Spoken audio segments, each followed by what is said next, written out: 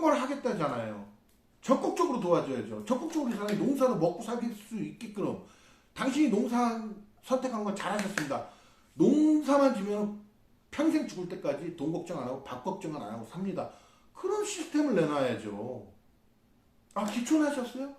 너무 반갑습니다. 기촌에서 이런 문화활동, 이런 좋은 현대식 활동을 좀 해주십시오. 재능 기부를 좀 해주세요. 그래서 농촌을 좀 살기 좋은 대로 자연은 자연대로 친환경적으로 살리면서 어떻게 여기를 좀 부흥시켜 주세요. 너무 잘 오셨어요. 이런 정책을 내놔야 돼. 그런 게 없어요. 안녕하십니까, 지리산 스토리입니다.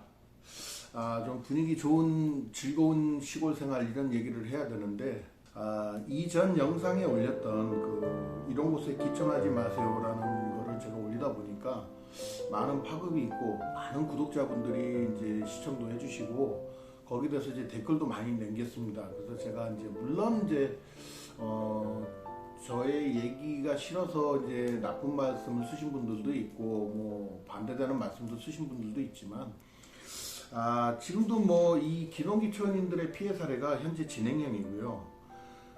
이 기농기촌의 피해 사례가 왜 이렇게 끊이지 않고 계속 나오고 있는지, 그리고 기농기촌 인구가 점점 늘어나고 있는 현재의 추세는 그렇습니다.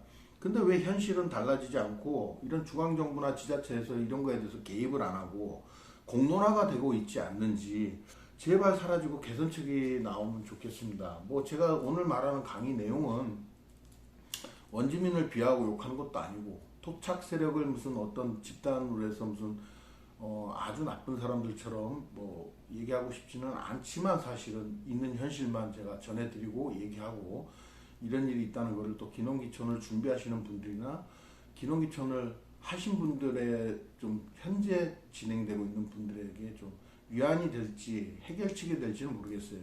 그래도 이거는 이런 걸 자꾸 공론화시키고 얘기를 해야지만 사라질 것 같아서 제가 합니다. 기농기촌인들한테 처음에는 어떤 발전기나 텃세도 중요하지만 그냥 배타적인 생각을 갖고 이렇게 공격적으로 나오시는 분들도 있고 그걸로 인해서 감정이 상해서 끝까지 뭐 법적인 분쟁이나 어떤 폭력적인 걸로 끝까지 대항하거나 대응하는 부분이 있기 때문에 그런 부분에 있어서 일단 유사 사례를 제가 좀 설명을 드리고 싶습니다. 이게 이제 보통은 일어나는 일에 그 구독자분들이 말씀하신 그런 부분에 대해서 제가 다 얘기를 하면은 진짜 들으면 제가 듣고서도 너무 황당하고 정말 화가 나더라고요. 지금 제가 살고 있는 남원 이 근교에서만 일어나는 일이 아니고 뭐 어떤 분들은 뭐 그런 분들이 있어요.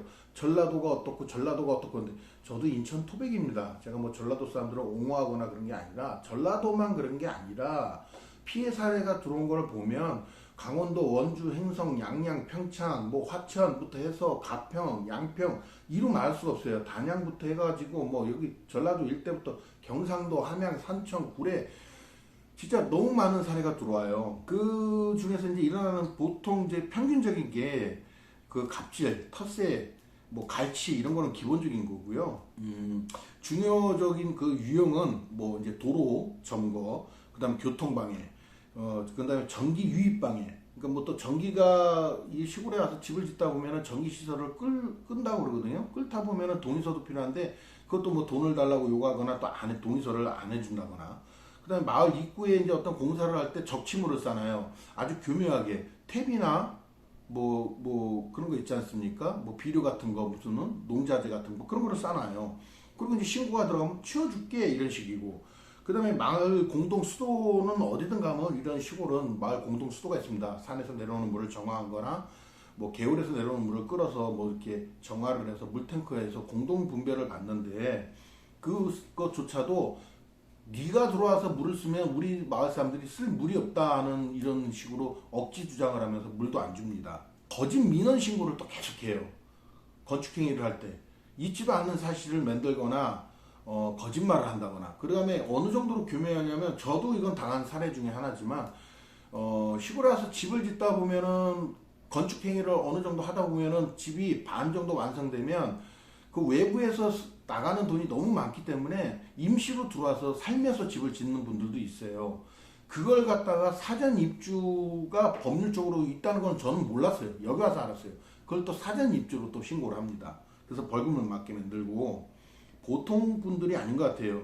굉장히 법적인 거나 어떤 행정적인 사고방식이 도시민들보다 더 좋은 것 같아요. 기농기촌하는 사람보다 더 많이 알고 있는 것 같아요. 그다음에 집 앞에다가 악취가 나는 물건을 갖다 놓을 때가 있어요. 음식물 쓰레기를 쌓는다거나 뭐 탭이나 거름을 쌓는다거나 뭐 어떤 좀 심한 데는 진짜 이런 말 하면 안 되겠지만 분뇨나 음식 쓰레기 오물을 집어 던지고 가는 사람도 있다고 합니다. 그 다음에 새벽에 와서 CCTV를 달기 전까지는 문을 두들기거나 고성방가를 하거나 소리를 지르거나 깜짝깜짝 놀라게 하고 도망을 간다는 거죠. 진짜 그 다음에 이제 또 마을 주민들이 노인들한테 인사를 하고 아무리 친하게 지내려고 해도 대화나 모든 걸 거부하고 소통을 거부하는 거죠. 그렇게 해서 왕따를 시킵니다.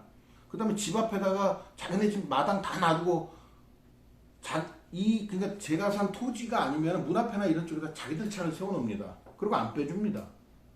진짜 고약합니다. 이거 말고도 뭐 엄청나게 지금 이루어지고 있어요. 엄청나게. 그리고 이 사람들이 뭐 혼자 와서 삿대질하고 그러는 게 아니라 계속 교대로 뭐 여러 명이 달려들기 때문에 이길 방법이 없어요. 물론 저도 물론 형사처벌 뭐 민사적인 행동 다 해서 결국은 이겨낼 수도 있지만 제가 보는 그 기농기촌인들 중에 한 10분 정도면 9분은 당한다고 봅니다. 이게 평소에 살면서 겪어오지 못한 해괴망측한 일까지 겪다 보니까 두려움에 휩싸이고 멘붕에 빠져요. 그러니까 멘탈이 무너지는 거예요.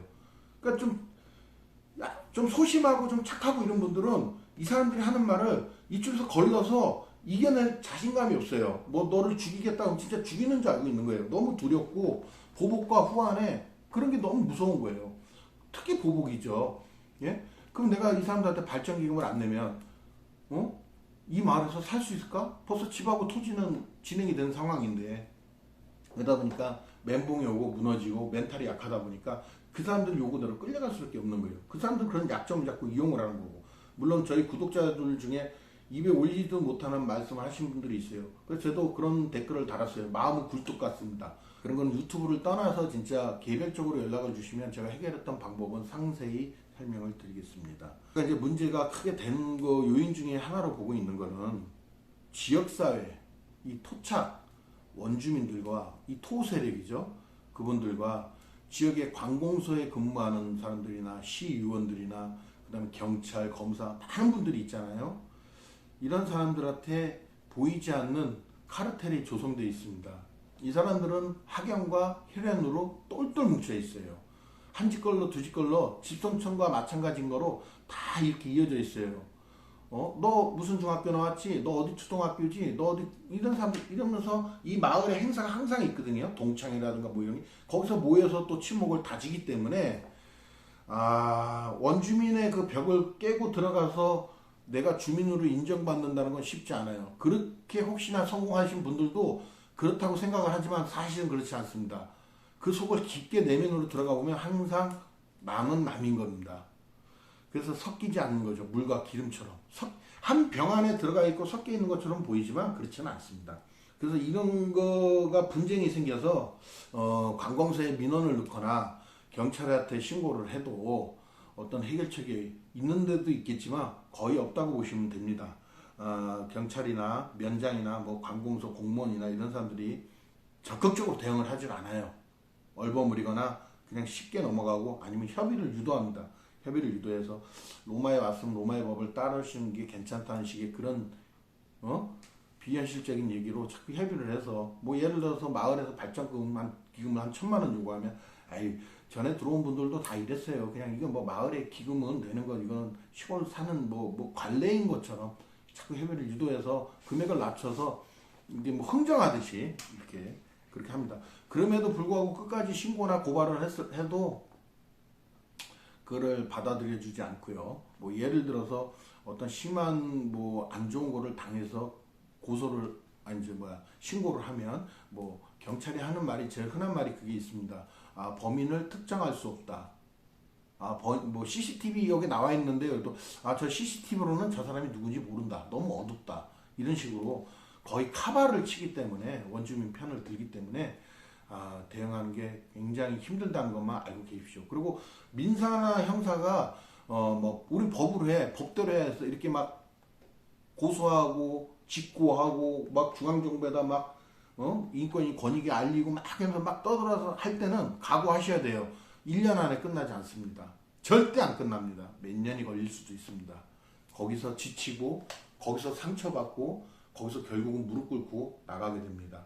그러면 나가기는 쉬운가요? 나가기 쉽지 않습니다.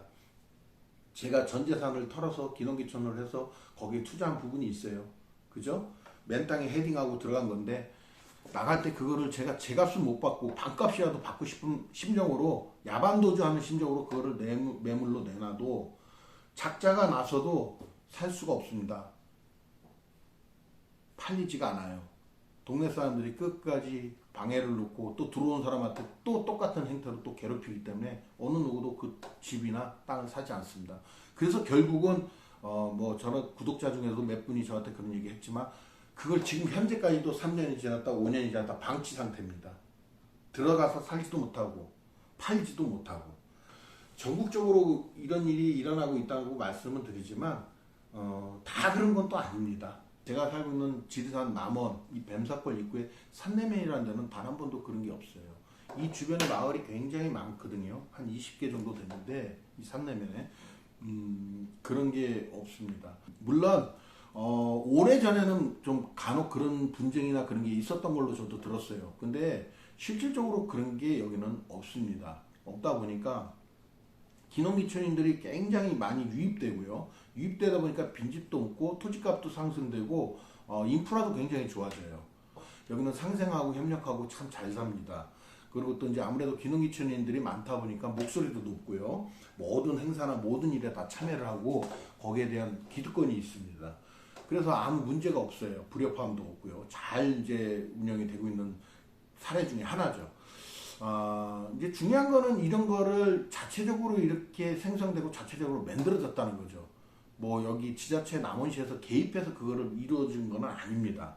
저는 지금도 공무원들을 욕하고 화가 난 게 아니라 자기 일에 대해서 주어진 일에만 최선을 다할 뿐이지 그 외적인 거에 대한 융통성이 없습니다. 관심도 없고요. 그러다 보니까 어떤 일에 대해서 진행하는 방식에서 발전이 없는 거죠. 창의성이 없는데 무슨 아이디어가 나오겠습니까? 그냥 민원만 받고 그것만 그냥 금방 일어난 불 끄듯이 그냥 그거 물만 끌라고 급급한 거예요. 그러니 무슨 일이 해결됩니까? 다시는 이런 민원이 안 발생하도록 어떻게 하면 이 원주민과 기농기촌인과 잘 화합을 할까? 어떻게 하면 이 사람들이 좋은 사업을 만들어서 우리 이 시나군이 잘 먹고 잘 살 수 있을까? 이런 거에 대한 그 생각은 심도 있게 안 하는 것 같습니다. 그래서 이렇게 자꾸 저는 공론화돼서 이런 비현실적인 이런 일들이 사라지고 깨졌으면 좋겠어요. 하다못해 뭐 심하게는 좀 법제화돼서 농촌에서 특히 많이 지금 되고 있는 무슨 공사방해라든가 발전기금이라든가 텃세나 공갈협박 이런 관행은 진짜 엄중히 관공서의 공무원들도 그렇고 이 공권력을 가진 사람들까지도 다 나서서 어떤 법제화 시켜서 굉장히 이거를 좀 페널티를 세게 줘서 그런 일을 했을 때는 형사처벌까지도 이렇게 좀 이유 불문하고 심하게 다스려 줘야지만 이런 게 좀 사라질 거라고 봐요. 갑질을 하는 마을들을 보면요, 이건 실제 사례입니다. 제가 당한 거예요. 저는 제가 이전 영상에서 말한 것처럼 그 마을 원주민들이 정말 싫어요. 사실은 싫지만 전체를 다 싫어하는 건 아닙니다. 제가 그 사람들하고 그렇게 싸우고 분쟁을 하고 있는 와중에도 그 마을 입구에 버스 정류장이 있는데 그 정류장에서 연로하신 할머니가 계시길래 어차피 저는 거기서 시내로 나가야 되니까 한번 차에 태워준 적이 있어요. 근데 그 할머니가 하시는 말씀이 나는 자네를 미워하거나 무슨 해코지하거나 원망 같은 것도 없고 그냥 뭐 아무렇지 않다는 거예요. 난 자네한테 진짜 억하심정이 없다는 거예요. 저는 그냥 그걸 대수롭지 않게 그러시냐고 예 알겠습니다. 예 저도 그렇다고 생각합니다. 그냥 어르신이니까 넘어갔어요. 그때 그분이 물어도 안 받는데 술술술술 얘기하더라고요. 이 마을의 권력을 가진 사람은 새마을 지도자고 이 새마을 지도자의 조카가 이장이고 이 마을의 여자들을 아우르는 부녀회장이 자기의 재수씨고 발전위원장은 친구고 그러니까 이 집성촌인들 어디든 간에 그렇게 권력을 이렇게 나누어서 분배해서 모든 걸 좌지우지하고 무소불위의 권력을 휘두르는 사람은 그 마을에 몇 명만 있는 거예요. 전체가 그러는 게 아니에요. 근데 할머니가 저를 욕하고 미워하고 막 삿대질하는 이유는 특히 새마을 지도자나 이장이나 누가 보고 있을 때는 더 심하게 할 수밖에 없다는 거죠. 안 그러면 기농기촌인이 받는 그 괄시 받는 거를 똑같이 받아요. 그 마을에서 어떤 모임이든 마을에 관해도 갈 수도 없고 계속 지적질하고 욕하는 거죠. 배신자라고 왕따를 시키는 거죠. 그러니까 그 할머니는 어쩔 수 없이 제가 일면식도 없는데 제가 안 미워도 그냥 욕을 하는 겁니다. 시키는 대로. 그런 게 지금 큰 문제예요. 그래서 저는 이런 기농기촌인들의 피해가 생겼을 때 전 마을 사람들이 그렇게 하는 건 그럴 수밖에 없는 이유가 있는 거고, 그런 몇몇의 그런 아주 사악한 인간들을 어떻게 처벌을 해야 된다는 거죠. 원주민이 있을 때도 있고요. 기농기촌 한 사람이 또 그렇게 오래 살면서 그런 짓을 하는 사람이 있어요. 실세를 맡아갖고. 어차피 돈이라는 거는 서로 그 사람들 그걸 불로소득이라고 생각해요. 사실은 범법행위예요. 그 범법행위의 돈 서로 나눠먹기 때문에 한 통속이 되는 거예요. 기양한 사람도 있을 수 있고. 그래서 이게 굉장히 나쁘다고 저는 생각을 합니다. 좀 심한 마을 같은 경우는 고향을 떠났지만 그래도 고향이 거기 있고 부모님이 살아 계시고 선산도 있기 때문에 그 마을을 1년이면 한두 번씩 성묘를 하기 위해서 올 수 있지 않습니까? 그 성묘로 왔는데 성묘로 하러 올라가는 길 쪽에 마을 주민들이 몇 명 이렇게 살아있고 그러면 그 길을 또 사용 못하게 하고 막는 사람도 있어요. 고향 사람이라고 특혜를 주지 않아요. 그거는 이유는 하나입니다. 돈입니다. 네가 니네 선상 지나가면서 이쪽으로 자꾸 왔다 갔다 하면서 차 끌고 올라가 이런 것도 기분 나쁘니까 그럼 고향에 네가 그렇게 도시에서 돈 많이 벌고 이런데 고향에 인사도 하러 왔으면 마을에 어느 정도 기부를 해라. 이런 강제성을 띄워서 또 괴롭힙니다. 진짜 이게 이런 얘기를 하자면 백과사전 한 권이죠. 비일비재하고 저한테 제보해준 구독자분들의 그 당하고 있는 그 고통, 심정을 진짜 솔직히 어마무시합니다. 지자체는 진짜 재정이 형편없습니다. 그리고 그 옛날에 인구가 10만이었던 데가 5만으로 줄 정도로 절반 이상이 다 반쪽이나 있는 상황이고 가뜩이나 지금 젊은 분들이 애를 안 낳기 때문에 인구가 지금 막 절감하고 있지 않습니까?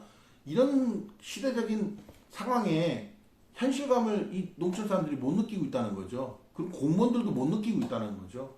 그게 큰 포인트예요. 그게 팩트예요. 그럼 인구가 지금 소멸되고 있는 상황인데 그러다 보면 세수도 줄는 건데 이 지방정부는 재정이 굉장히 약합니다. 공무원들이 좀 제대로 된 정책을 좀 현실성 있는 그런 실효성 있는 그런 대안을 좀 내놓고 원주민도 좋고 기농기촌도 좋은 상생의 길로 갈 수 있고 화합의 길로 갈 수 있는 그런 대안을 내놓고 그런 사업, 그런 발전성 있는 사업도 좀 내놓고 그래야지. 제가 생각하는 거는 이런 기농기촌인의 그 피해 사례도 공론화가 돼서 이 문제의 해결점도 중앙정부도 나서고 지자체도 나서고 좀 공무원들이 그런 전시성 홍보성으로 계속 유입시키는 뭐 해주겠다 뭐 해주겠다 이런 그런 걸로 자꾸 해서 기농기촌 유입하려고 하지 마시고 기촌인이 들어와서 여기서 정착할 수 있는 동안에 이 사람한테 어떤 프로그램을 잘 만들어 주어서 생계에도 좀 도움을 줄 수 있는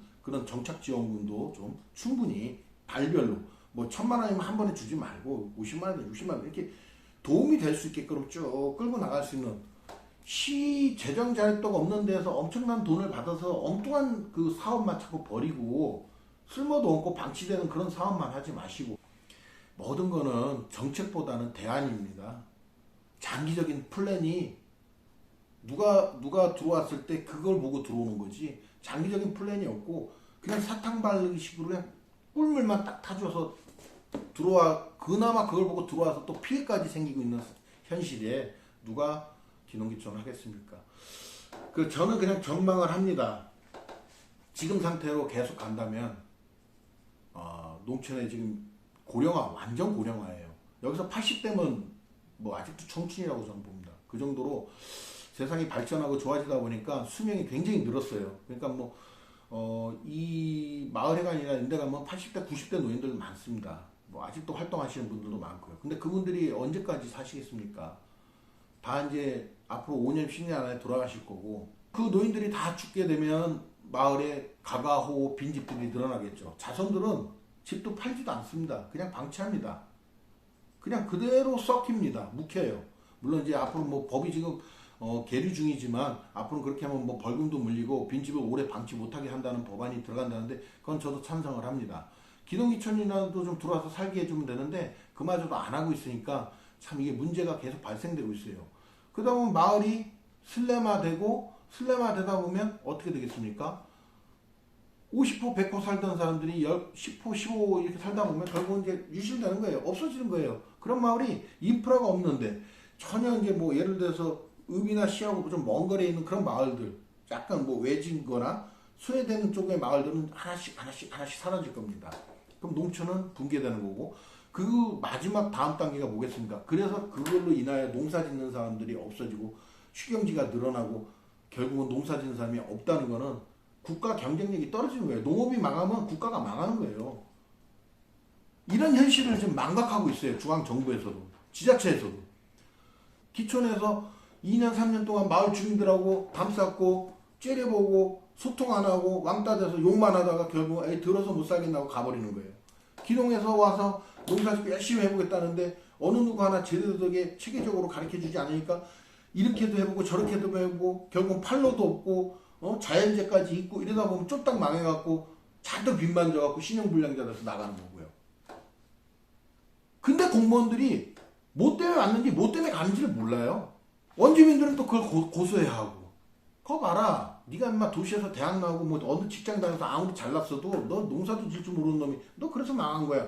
그게 좋은 일입니까?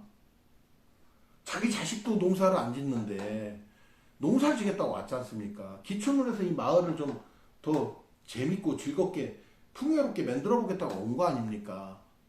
그만큼 지금 여기 지금 제가 살고 있는 남원만 그렇게 원주민과 기농기촌 갈등이 있고 그런 문제가 있는 거 아닙니다.